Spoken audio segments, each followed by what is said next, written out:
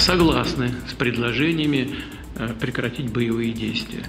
რუსეთი ეთანხმება საბრძოლო მოქმედებების შეწყვეტის შეთავაზებებს, თუმცა ეს შეწყვეტა უნდა იყოს ისეთი, რომელიც მიგვიყვანა გრძელვადიან მშვიდობამდე და აღმოფხვრიდა ამ კრიზისის თავდაპირველ მიზეზებს. ამის შესახებ რუსეთის პრეზიდენტმა ვლადიმერ პუტინმა ბელარუსის პრეზიდენტ ალექსანდრ ლუკაშენკოსთან შეხვედრის შემდეგ გამართულ ბრიფინგზე განაცხადა.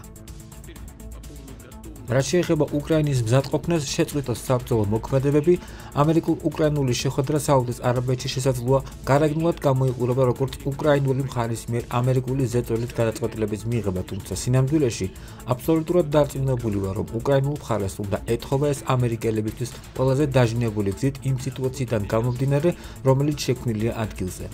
ალბათ ყველამ ნახა, რომ გუშინ ვიმყოფებოდი კურსკის ოლქში და მოვისმინე გენშტაბის უფროსის, დაჯგუფება სევერის უფროსის და მისი მოადგილის ანგარიში საზღვრისპირეთში. უპირველეს ყოვლისა კურსკის ოლქში არსებულ სიტუაციაზე.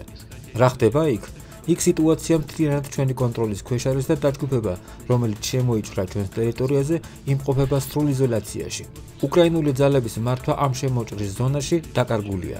თუ 1-2 კვირის წინ უკრაინელი სამხედროები ცდილობდნენ იქიდან მცირე ჯგუფებით გასვლას, ახლა ეს შეუძლებელია. ისინი ცდილობენ იქიდან გასვლას 2-3 კაციანი ჯგუფებით, რადგან ყველაფერი ჩვენი სრული საცეცხლე კონტროლის ქვეშ არის. ტექნიკა მთლიანად მიტოვებულია. მისი გაყვანა შეუძლებელი. ის იქ დარჩება, ეს უკვე გარანტირებულია. უახლოეს დღეებში თუ მოხდება ფიზიკური ბლოკირება, მაშინ გასვლას უკვე საერთოდ ვეღარავინ შეძლებს. იქნება მხოლოდ ორი გზა: ტყვედ ჩაბარება ან სიკვდილი.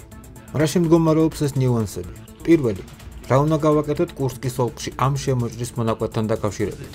ჩვენ თუ ვწყვეტ საბრძოლო მოქმედებებს 30 დღით, რას ნიშნავს ეს?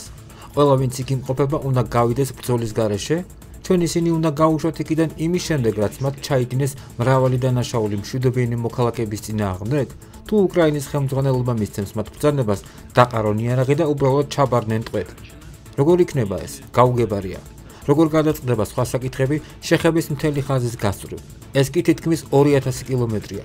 იქ კი როგორც იცით, რუსეთის ჯარები შეტევას ახორციელებენ პრაქტიკულად ყველა მონაკვეთზე და იქაც იქნება პირობები, რომ ჩვენ საკმაოდ მსხვილი დანაყოფების ბლოკირება მოვახდინოთ. ანუ როგორ მოხდება ამ 30 დღის გამოყენება?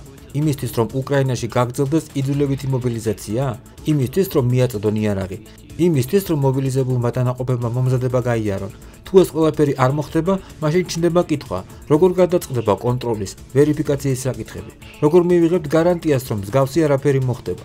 კონტროლი როგორ იქნება ორგანიზებული? ვიმედოვნებ საღიაზრის დონეზე ყველასთვის გასაგებია, რომ ეს სერიოზული საკითხებია. ვინ გასცემს განკარგულებებს საბრძოლო მოქმედებების შეწყვეტის შესახებ და როგორია ამ ბრძანების ფასი?